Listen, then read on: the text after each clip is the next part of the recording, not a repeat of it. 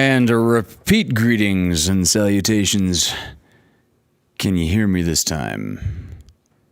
It looks on this side like things are going.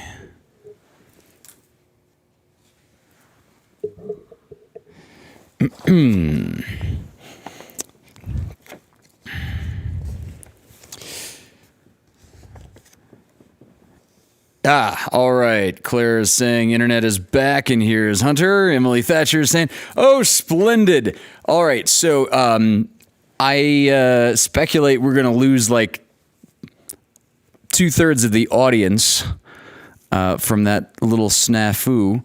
If you would do me the great favor of hitting the little share button underneath your screen right next to the thumbs up, quite conveniently. See how many people we can get back on board this thing.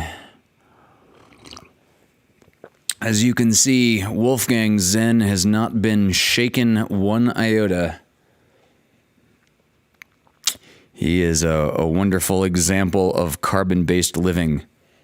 You know, except for the whole violence of nature carnivore thing. But can't fault the guy for how we are all evolved. All right, so we've got 12 likes and 13 watching now. All right. Thank you, Claire, who shared it on live from the living room lounge. Damn, I hate it when that happens because all the folks that have shared it on various public pages, like live from the living room lounge, and as Meg Sampson has been posting it on like mind.com and all kinds of things. All right, Diana Nicole, there's some good news. Took a COVID test today and was negative. Splendid. That's the best news I've heard all day, actually. So one more time, if y'all would click share and share it to whatever social media that little button is attached to. Thank you very much for sharing the new link. So let's start with a little Rudyard Kipling poem. If by Rudyard Kipling. If you can keep your head when all about you are losing theirs and blaming it on you, if you can trust yourself when all men doubt you but make allowance for their doubting too, if you can wait and not be tired by waiting, or being lied about, don't deal in lies, or being hated, don't give way to hating, and yet don't look too good nor talk too wise. If you can dream and not make dreams your master. If you can think and not make thoughts your aim. If you can meet triumph and disaster and treat those two impostors just the same. If you can bear to hear the truth you've spoken, twisted by knaves to make a trap for fools, or watch the things you gave life to broken, and stoop and build them up with worn-out tools. If you can make one heap of all your winnings and risk it on one turn of pitch and toss, and lose and start again at your beginnings, and never breathe a word about your loss. If you can force your heart and nerve and sinew to serve your long turn after they're gone, and so hold on when there's nothing in you except the will which says to them, hold on. If you can talk with crowds and keep your virtue, or walk with kings, nor lose the common touch. If neither foes nor loving friends can hurt you, if all men count with you but none too much, if you can fill the unforgiving minute with 60 seconds worth of distance run, yours is the earth and everything that's in it. And, which is more, you'll be a man, my son.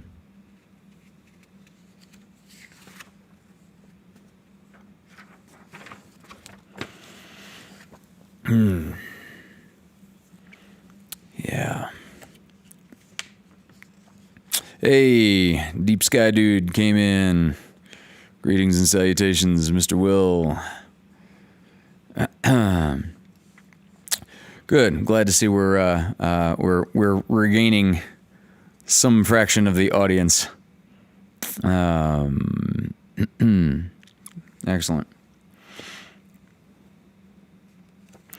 So one more poem before we launch into the first short story.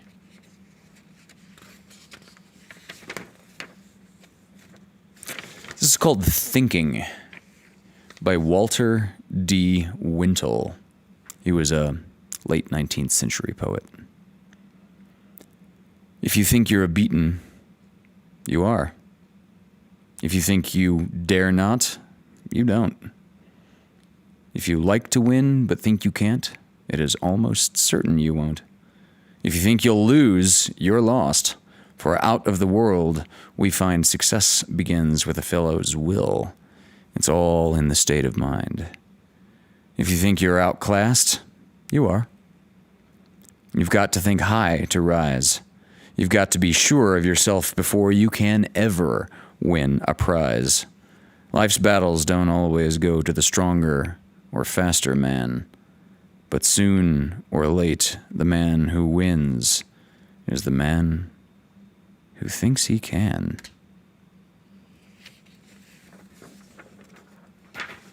Wow. Yeah. Hey, bud. Meow. Meow. Come back. Okay, sorry. Sit wherever you... He was sitting, like, doing the thing again where he sits just below camera, just barely out of sight.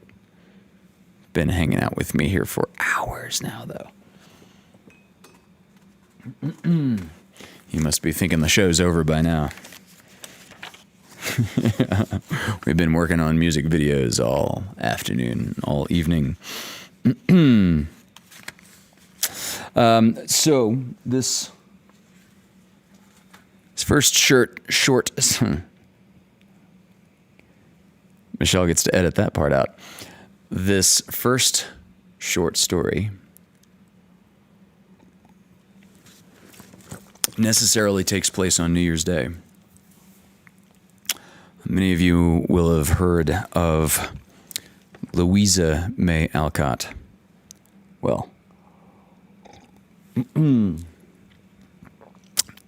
this is Cousin Tribulation's Story by Louisa May Alcott. Dear Marys, as a subject appropriate to the season, I want to tell you about a New Year's breakfast, which I had when I was a little girl. What do you think it was? A slice of dry bread and an apple.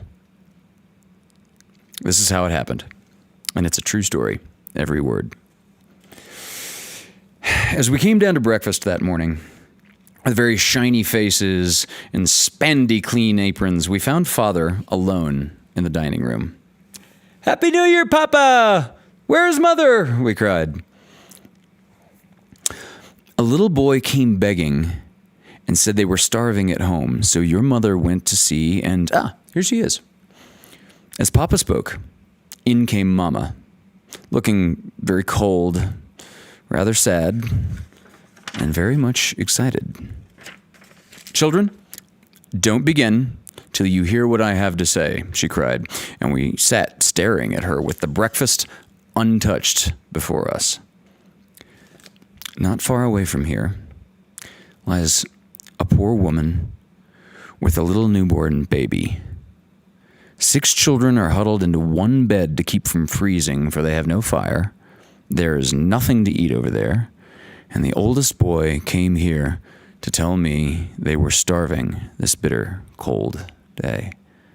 My little girls, will you give them your breakfast as a New Year's gift?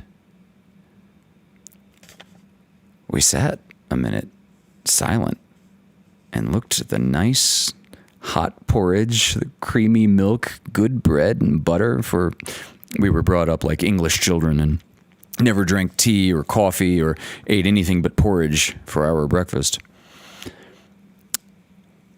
I wish we'd eaten it up, thought I, for I was rather a selfish child and very hungry. I'm so glad you came before we began, said Nan cheerfully.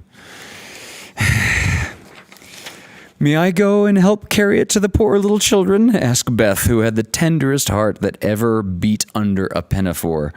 I can carry the lassie pot, said little May, proudly giving the things that she loved the best. And I shall take all the porridge, I burst in, heartily ashamed of my first feeling. You shall put on your things and help me. When we come back, we'll get something to eat, said Mother, beginning to pile the bread and butter into a big basket. We were soon ready, and the procession set out. First Papa, with a basket of wood on one arm and a coal on the other. Mama next, with a bundle of warm things and the teapot. Nan and I carried a pail of hot porridge between us, and each a pitcher of milk. Beth brought some cold meat. Mary, she carried the little lassie pot and her old hood and boots. And Betsy brought up the rear with a bag of potatoes and some meal. Fortunately, it was early, and we went along back streets, so few people saw us and no one laughed at the funny party. What a poor, bare, miserable place it was, to be sure. Broken windows, no fire, ragged clothes, wailing baby, sick mother, and a pile of pale, hungry children cuddled under one quilt, trying to keep warm. And how the eyes stared so big and huge, wondering, and the blue lips smiled as we came in. Ach, mein Gott! It is the good angels that come to us, cried the poor woman with tears of joy. Funny angels in woolen hoods and red mittens, said I, and they all laughed. Then we fell to work, and in 15 minutes, it really did seem as if fairies had been at work there. Papa made a splendid fire in the old fireplace and stopped up the broken window with his own hat and coat. Mama set up the shivering children around the fire and wrapped the poor woman in warm things. Betsy and the rest of us spread the table and fed the starving little ones. Das ist gut. Ah, nice, dear Angelkinder, cried the poor little things as they ate and smiled and basked in the warm blaze. We'd never been called angel children before. We thought it was very charming. I mean, especially I, who had often been told I was a regular Sancho. What fun it was. And Papa, with a towel for an apron, fed the smallest child. Mama dressed the poor little newborn baby as tenderly as if it had been her own. Betsy gave the mother gruel and tea and comforted her with the assurance of better days for all. Nan, Lou, Beth, and May flew about among the 7 children, talking and laughing and trying to understand their funny, broken little English. It was a very happy breakfast, though we didn't get any of it. And when we came away, leaving them all so comfortable and promising to bring clothes and food by and by, I think there were not in all the world any happier children than the hungry little girls who gave away their breakfast and contented themselves with a bit of bread and an apple on a New Year's Day.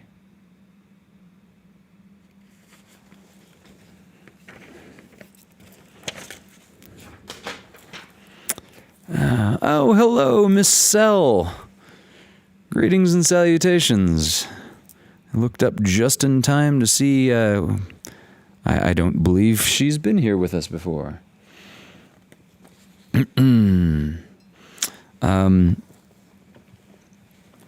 Yeah, it's, short story by Louisa May Alcott, and Thank you, Patty, for liking, sharing, and saving. It's what I started doing on my birthday a couple years back, in non-pandemic times where going out and feeding people en masse would actually do the world more harm.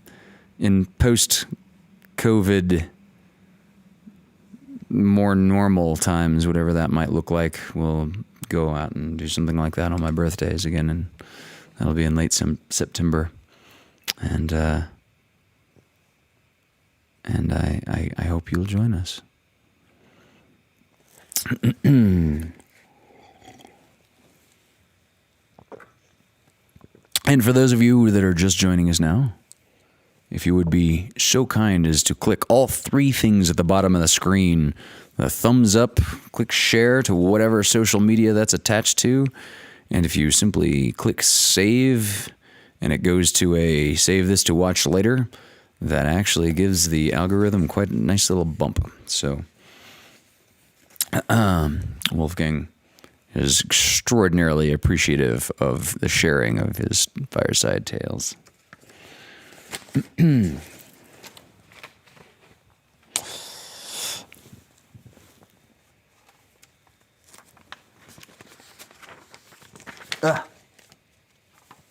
Here we are. This one's a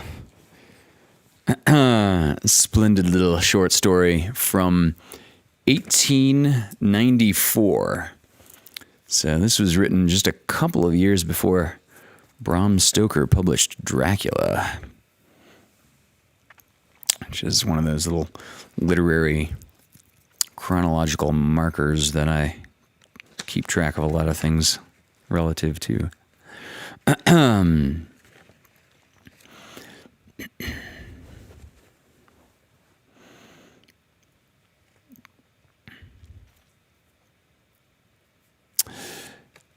This is The Story of an Hour by Kate Chopin.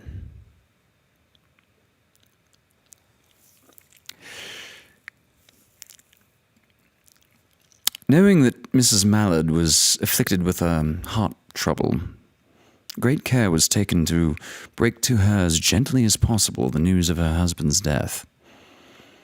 It was her sister Josephine who told her, in broken sentences, veiled hints that revealed and half-concealing, her husband's friend Richard.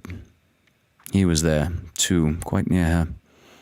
It was he who had been in the newspaper office when intelligence of the railroad disaster was received, with Brentley Mallard's name leading the list of killed. He had only taken the time to assure himself of its truth by second telegram, and had hastened to forestall any words less careful or less tender in bearing the sad message. She did not hear the story, as many women have heard it, with a paralyzed inability to accept its significance. She wept at once, with sudden, wild abandonment in her sister's arms. When the storm of grief had spent itself, she went away to her room alone. She would have no one follow her. There stood, facing the open window, a comfortable, roomy armchair. Into this she sank, pressed down by a physical exhaustion that haunted her body and seemed to reach into her soul. She could see, in the open square before her house, the tops of the trees that were all aquiver with the new spring of life. The delicious breath of rain was in the air. In the street below, a peddler was crying his wares. The notes of a distant song which someone was singing reached her faintly, and countless sparrows were twittering in the eaves. There were patches of blue sky showing here and there through the clouds that had met and piled one above the other in the west facing her window. She sat with her head thrown back upon the cushion of the chair, quite motionless, except when a sob came up into her throat and shook her, as a child who has cried itself to sleep continues to sob in its dreams. She was young indeed, with a fair, calm face, whose lines bespoke repression and even a certain strength. But now there was a dull stare in her eyes, whose gaze was fixed away off yonder on one of those patches of blue sky. It was not a glance of reflection, but rather indicated a suspension of intelligent thought.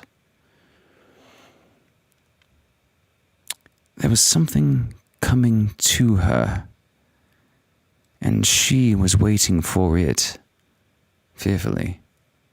What was it? She did not know. It was too subtle and elusive to name, but she felt it, creeping out of the sky, reaching toward her through the sounds, the scents, the color that filled the air. Now her bosom rose and fell tumultuously. She was beginning to recognize this thing that was approaching to possess her, and she was striving to beat it back with her will, as powerless as her two white, slender hands would have been. When she abandoned herself, a little whispered word escaped her slightly parted lips. She said it over and over under her new breath. Free. Free. Free. The vacant stare and the look of terror that had followed it went from her eyes. They stayed, keen and bright. Her pulses beat very fast, and the coursing blood warmed and relaxed every inch of her body. She did not stop to ask if it were or were not a monstrous joy that held her. A clear and exalted perception enabled her to dismiss the suggestion as trivial. She knew that she would weep again when she saw the kind, tender hands folded in death, the face that had never looked save with love upon hers, fixed, grey, cold, and dead. But she saw beyond that bitter moment a long procession of years to come that would belong to her absolutely, and she opened and spread her arms out to them in welcome. There would be no one to live for during these coming years. She would live for herself. There would be no powerful will bending hers and that blind persistence with which men and women believe they have a right to impose a private will upon a fellow creature. A kind intention or a cruel intention made the act seem no less a crime as she looked upon it in that brief moment of illumination. And yet, she had loved him. Sometimes. Often she had not.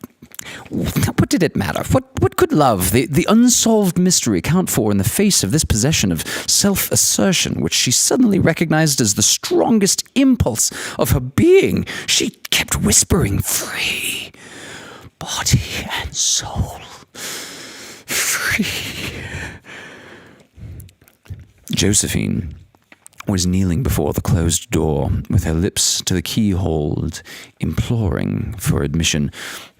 Louise, open the door, darling. I beg, open the door. You will make yourself ill. What are you doing, Louise? For heaven's sake, open the door. Go away. I'm not making myself ill.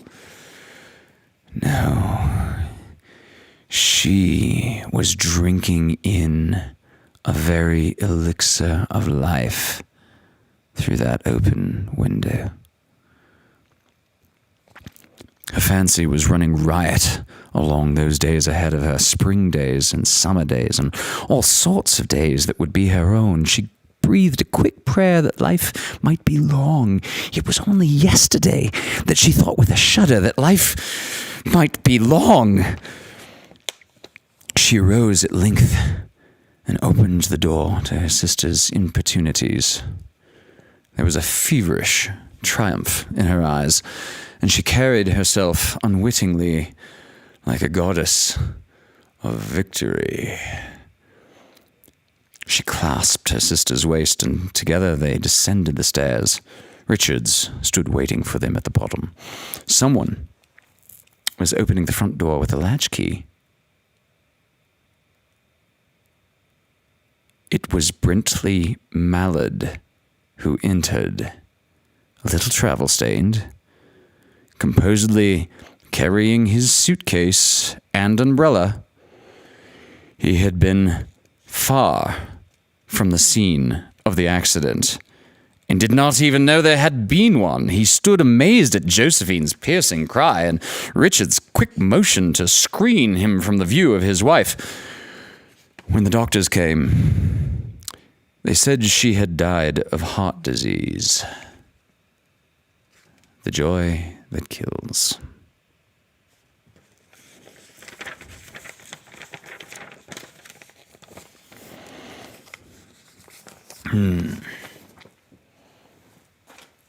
Well, I'm seeing multiple positive thoughts towards future visions of Harry Potter. Well, perhaps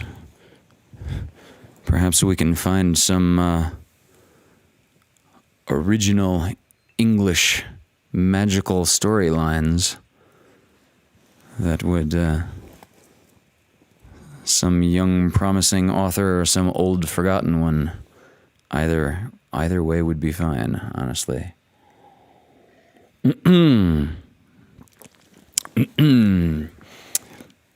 And I also, by the way, wants to plug at this point GWC Productions.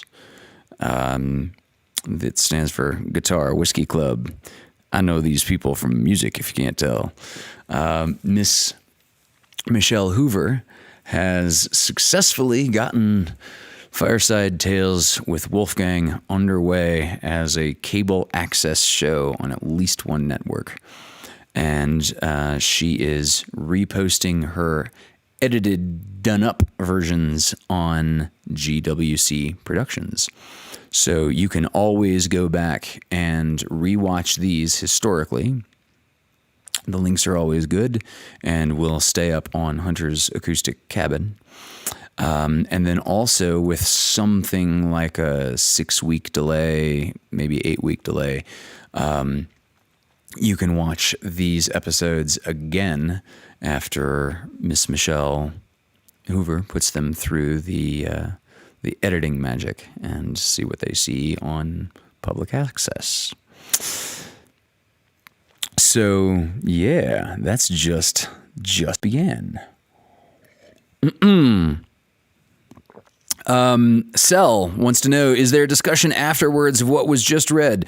No, there's an ongoing discussion in the chat. Please feel free, because COVID has given us this whole new form of performance venue where this is the one and only time that it is not only totally cool, but actively encouraged to talk through the entire show. Keep the chat going, by all means. Welcome to the community. That is my favorite thing about doing these and Thursday nights, is just watching the community grow and blossom that come together on the regular to infinity and beyond. All right, Terry.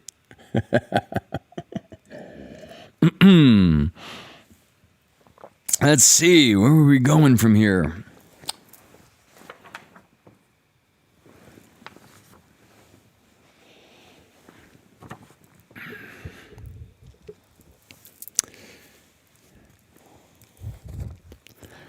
This is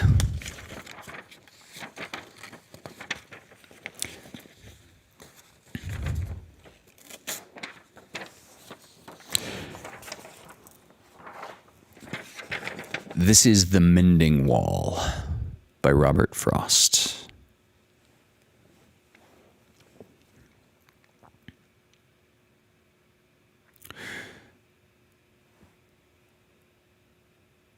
Something there is that doesn't love a wall, that sends the frozen groundswell under it and spills the upper boulders in the sun and makes gaps even two can pass abreast. The work of hunters is another thing. I have come after them and made repair where they have left not one stone on a stone, but they would have the rabbit out of hiding to please the yelping dogs. The gaps, no one has seen them made or heard them made, but at spring mending time, we find them there. I let my neighbor know beyond the hill, and on a day we meet to walk the line and set the wall between us once again. We keep the wall between us as we go, to each the boulders that have fallen to each. And some are loaves, and some so nearly balls that we have to use a spell to make them balance. Stay where you are until our backs are turned. We wear our fingers rough with handling them. Just another kind of outdoor game. One on a side. It comes to little more. There, where it is, we do not need the wall. He is all pine, and I am apple orchard. My apple trees will never get across and eat the cones under his pines, I tell him. He only says, "Good fences make good neighbors."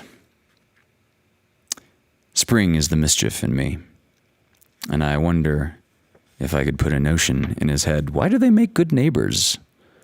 Isn't it where there are cows? But here there are no cows. Before I built a wall, I'd ask to know what I was walling in or walling out, and to whom I was like to give offense. Something there is that doesn't love a wall, that wants it down. I could say elves to him, but it's not elves exactly, and I'd rather he said it for himself. I see him there, bringing a stone grasped firmly by the top in each hand, like an old stone-savaged army. He moves in darkness, as it seems to me, not of woods only, in the shade of trees.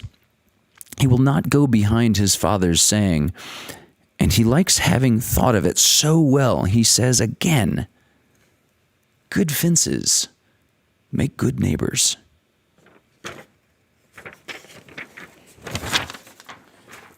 Man, and you thought the road less traveled was a Robert Frost phrase you would recognize. Yeah.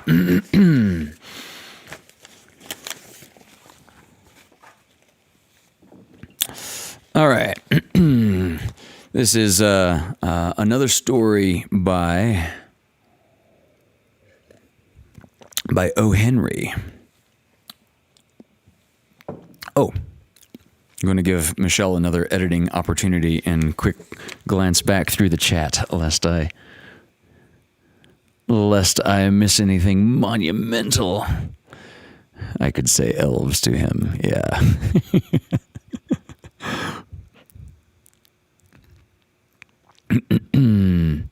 Sel, I'm curious to see when you bring your nerd game on next week, what you're referring to. I can't wait to find out what that means. How about a Western? Oh, Terry, that's a good one. How about a Western? Yeah. I hadn't really considered a Western. Huh. Never occurred to me on my own.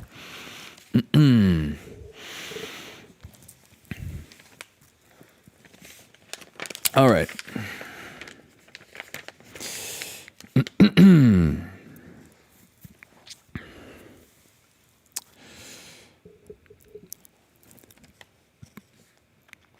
This is The Skylight Room by O. Henry. First, Mrs. Parker would show you the double parlors. You would not dare to interrupt her description of their advantages and of the merits of the gentlemen who had occupied them for 8 years. Then you would manage to stammer forth the confession that you were neither a doctor nor a dentist. Mrs. Parker's manner of receiving the admission was such that you could never afterward entertain the same feeling toward your parents who had neglected to bring you up in one of those professions that fitted Mrs. Parker's parlors.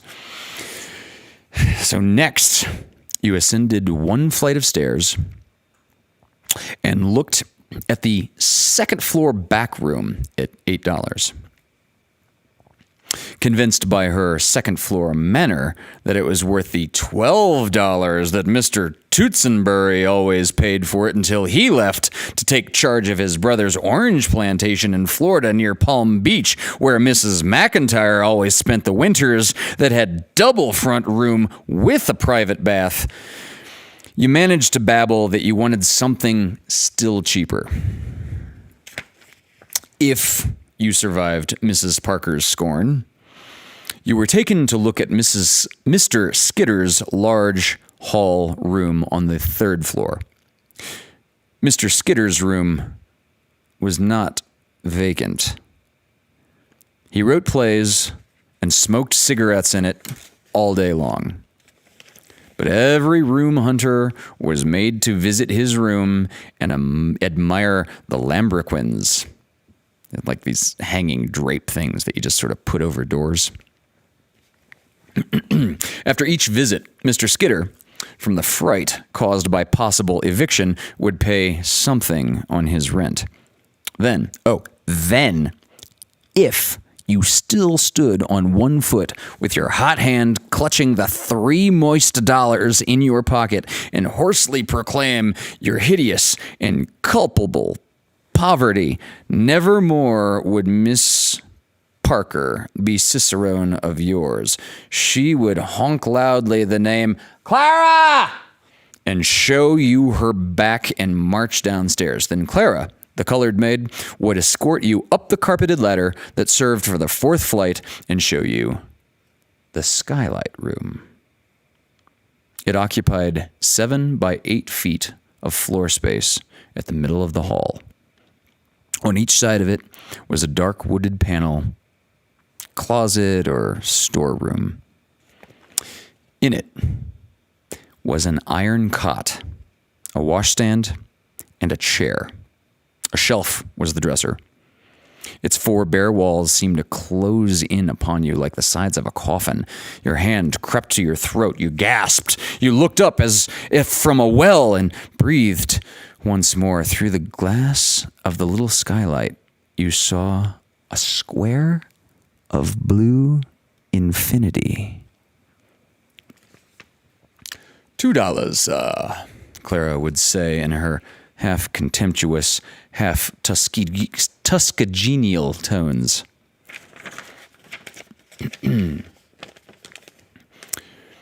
One day, Miss Leeson came hunting for a room.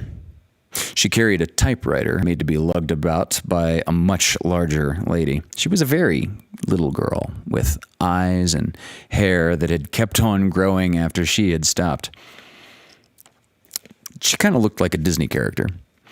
And her eyes always looked as if they were saying, "Goodness me, why didn't you keep up with us?" Mrs. Parker showed her the double parlors. "In this closet," she said, "one could keep a skeleton, or anesthetic, or coal." Miss Leeson said with a shiver, "But I'm neither a doctor nor a dentist." Mrs. Parker gave her the incredulous, pitying, sneering, icy stare that she kept for those who failed to qualify as doctors or dentists, and led the way to the 2nd floor back. $8? Said Miss Leeson. "Dear me, I'm not heady if I do look green. I'm just a poor little working girl. Show me something higher and lower." Mr. Skitter jumped and strewed the floor with cigarette stubs at the rap on his door. "Excuse me, Mr. Skidder," said Mrs. Parker with her demon's smile at his pale looks. I didn't know you were in. I asked the lady to have a look at your lambrequins." "They're too lovely for anything," said Miss Leeson, smiling in exactly the way angels do.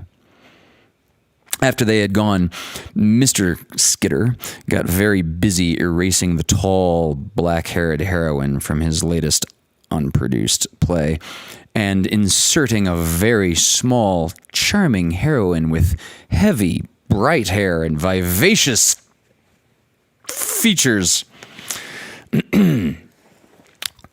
"Anna Held will jump at this," said Mr. Skidder to himself, putting his feet up against the lambrequins and disappearing in a cloud of smoke like an aerial cuttlefish. Presently, the tocsin call of "Clara!" sounded to the world the state of Miss Leeson's purse. A dark goblin seized her, mounted a Stygian stairway, thrust her into a vault with a glimmer of light in its top, and muttered the menacing and cabalistic words, $2. "I'll take it," sighed Miss Leeson, slinking down upon the squeaky iron bed. Every day, Miss Leeson went out to work. At night, she brought home papers with handwriting on them and made copies with her typewriter. Sometimes she had no work at night, and then she would sit on the steps of the high stoop with the other roomers. Miss Leeson was not intended for a skylight room when the plans were drawn for her creation. She was happy. She was light-hearted. She was full of tender, whimsical fantasies. Once, she let Mr. Skidder read to her 3 acts of his great, unpublished comedy, It's No Kid, or The Heir of the Subway. There was rejoicing among the gentlemen roomers whenever Miss Leeson had time to sit on the steps for an hour or two, but Miss Longnecker was a really tall blonde who taught in a public school and said, "Well, really," to everything anyone said. The same Miss Longnecker sat on the top step and sniffed. And Miss Dorn, who shot at the moving ducks at Coney. It's like little mechanical things you shoot on with a pellet gun sort of thing. They're not real ducks. But Miss Dorn, who shot at the moving ducks at Coney every Sunday and worked in a department store, sat on the bottom step and sniffed. Miss Leeson sat on the middle step, and all the men would quickly group around her. Especially Mr. Skidder, who had cast her in his mind for the star in a private, romantic, unspoken drama in real life. And especially Mr. Hoover, who was 45, fat, flush, and foolish. Oh, and especially very young Mr. Evans, who set up a hollow cough to induce her to ask him to leave off of cigarettes. The men voted her the funniest and jolliest ever, but the sniffs on the top step and the lower step were implacable. I pray you, let the drama halt while the chorus stalks to the footlights and drops an Epicedian tear upon the fatness of Mr. Hoover. Tune the pipes to the tragedy of tallow, the bane of bulk, the calamity of corpulence. Tried out Falstaff might have rendered more romance to the ton than would have Romeo's rickety ribs to the ounce. A lover may sigh, but he must not puff. To the train of Momus are the fat men remended. In vain beats the faithfulest heart above a 52-inch belt. Avaunt, Hoover, Hoover, 45, flush and foolish, might carry off Helen herself. Hoover, 45, flush, foolish, and fat? He is meat for perdition. There was never a chance for you, Hoover.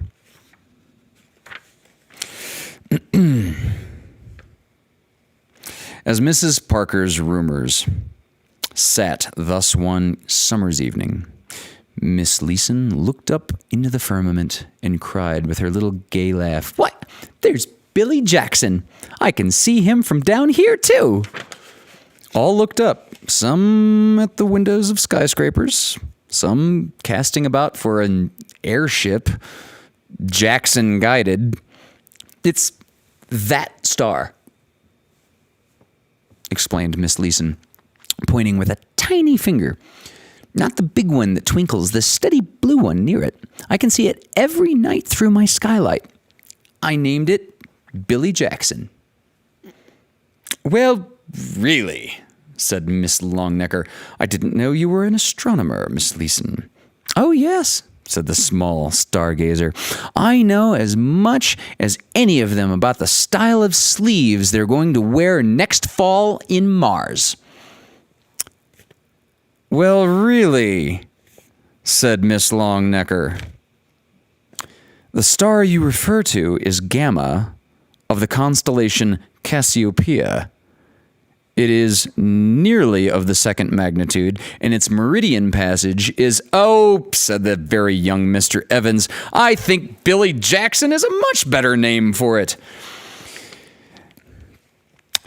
"Same here," said Mr. Hoover, loudly breathing defiance to Miss Longnecker. "I think Miss Leeson has just as much a right to name stars as any of those old astrologers had." "Well, really," said Miss Longnecker. "I wonder whether it's a shooting star," remarked Miss Dorn. "I hit 9 ducks and a rabbit out of 10 in the gallery at Coney on Sunday." "He doesn't show up very well from down here," said Miss Leeson. "You ought to see him from my room. You know, you can see stars even at daytime from the bottom of the well. At night, my room is like the shaft of a coal mine, and it makes Billy Jackson look like the big diamond pin that Night fastens her kimono with." There came a time after that when Miss Leeson brought no formidable papers home to copy. And when she went out in the morning, instead of working, she went from office to office and let her heart melt away in the drip of cold refusals transmitted through insolent office boys. And this went on. There came an evening when she wearily climbed Mrs. Parker's stoop at the hour when she always returned from her dinner at the restaurant. But she had had no dinner. As she stepped into the hall, Mr. Hoover met her and seized his chance. He asked her to marry him, and his fatness hovered above her like an avalanche. She dodged and caught the balustrade. He tried for her hand, and she raised it and smote him weakly in the face. Step by step, she went upstairs, dragging herself by the railing. She passed Mr. Skidder's door as he was red inking a stage direction for Myrtle Delorme, who's Miss Leeson's character, in his unaccepted comedy, to pirouette across from left to the side of the Count. Up the carpeted ladder, she crawled at last and opened the door of the skylight room. She was too weak to light the lamp or to undress. She fell upon the iron cot, her fragile body scarcely hollowing the worn springs. And in that Erebus of the skylight room, she slowly raised her heavy eyelids and smiled. For Billy Jackson was smiling down upon her, calm and bright and constant through the skylight. There was no world about her. She was sunk in a pit of blackness, but with that small square of pallid light framing the star that she had so whimsically and oh so ineffectually named. Miss Longnecker must be right. It was Gamma of the constellation Cassiopeia and not Billy Jackson. And yet, she could not let it be Gamma. As she lay on her back, she tried twice to raise her arm. The third time, she got two thin fingers to her lips and blew a kiss out of the black pit to Billy Jackson. Her arm fell back limply. "Goodbye, Billy," she murmured faintly. "You're millions of miles away, and you won't even twinkle once. But you kept where I could see you most of the time up there, when there wasn't anything else but darkness to look at, didn't you? Millions of miles. Goodbye, Billy Jackson." Clara, the maid, found the door locked at 10 the next day, and they forced it open. Vinegar and the slapping of wrists and burnt feathers proving of no avail, someone ran to phone for an ambulance. In due time, it backed up to the door with much gong clanging and the capable young medico in his white linen coat, ready, active, confident with his smooth face, half debonair, half grim, danced up the steps. "Ambulance call to 49, he said briefly. "What's the trouble?" Oh, yes, doctor," sniffed Mrs. Parker, as though her trouble in the house was the greater. "I can't think what can be the matter with her. Nothing we could do or bring her to. It's a young woman, Miss Elise. Yes, young Miss Elise Leeson. Never before in my house." "What room?" cried the doctor in a terrible voice, to which Miss Parker was a stranger. "The skylight room. It evidently, the ambulance doctor was familiar with the location of skylight rooms. He was gone up the stairs, 4 at a time. Mrs. Parker followed slowly as her dignity demanded.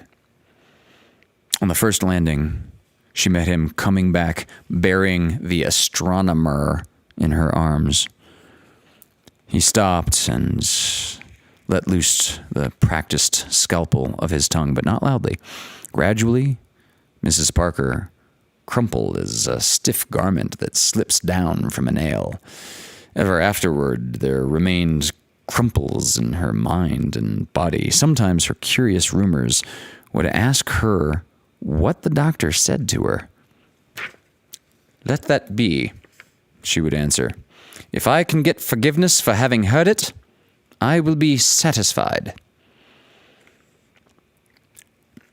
The ambulance physician strode with his burden through the pack of hounds that follow the curiosity chase, and even they fell back along the sidewalk abashed, for his face was that of one who bears his own dead.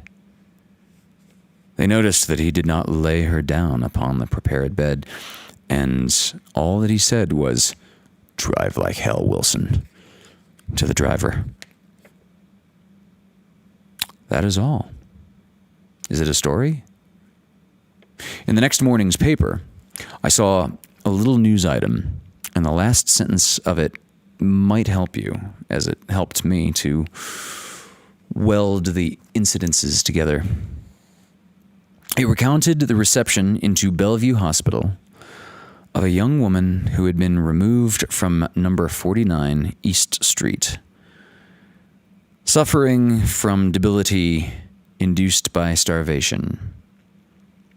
It concluded with these words: "Dr. William Jackson, the ambulance physician who attended the case, says the patient will recover."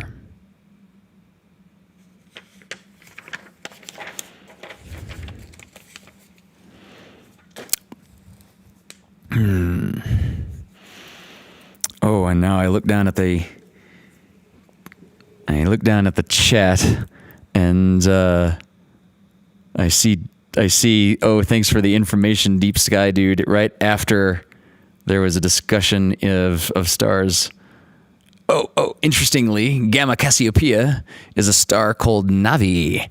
And it's the only star named for someone from modern times.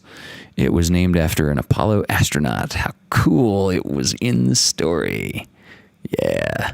They also named the little guiding fairy the same name, Navi, because she was in one of the Legend of Zelda's series. I think it was the one from N64, and she was the little speck of light, kind of like Tinkerbell. And yeah, clearly the gaming and astronomy nerds of all of us are overlapping in that name. So, just a little bit more here.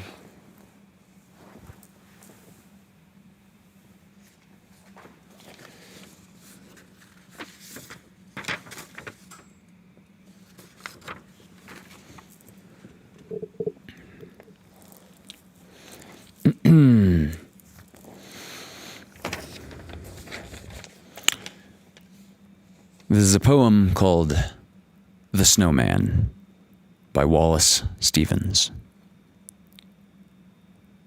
One must have a mind of winter to regard the frost in the boughs of the pine trees crusted with snow, and have been cold a long time to behold the junipers shagged with ice, the spruces rough in the distant glitter of the January sun, and not to think of any misery in the sound of the wind, in the sound of a few leaves, which is the sound of the land, full of the same wind that is blowing in the same bare place for the listener who listens in the snow, and nothing himself beholds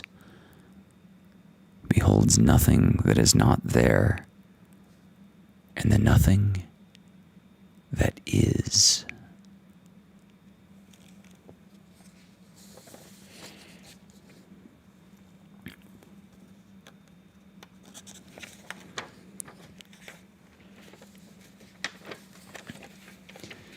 Places by Sarah Teasdale. There was a bush with scarlet berries, and there were hemlocks heaped with snow, with a sound like surf. On long sea benches they took the wind and let it go. The hills were shining in their samite, fold after fold they flowed away. Let come what may, your eyes were saying, at least we too have had today.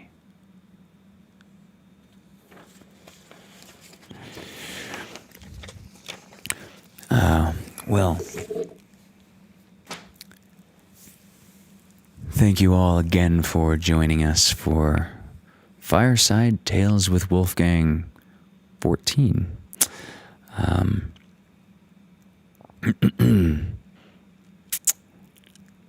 For those of you that are just joining for the first Fireside Tales, we have a non-obligatory virtual tip jar down here in the bottom corner of the screen.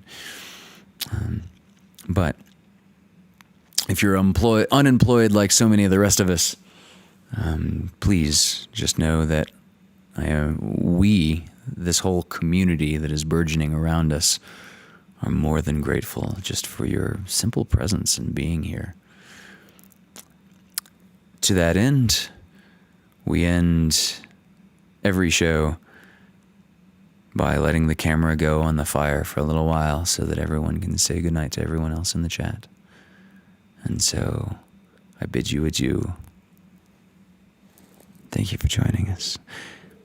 And make sure to look for the next music video on Hunter's Acoustic Cabin coming out Wednesday morning at 11 a.m. And I will see you Thursday for the Lovecast.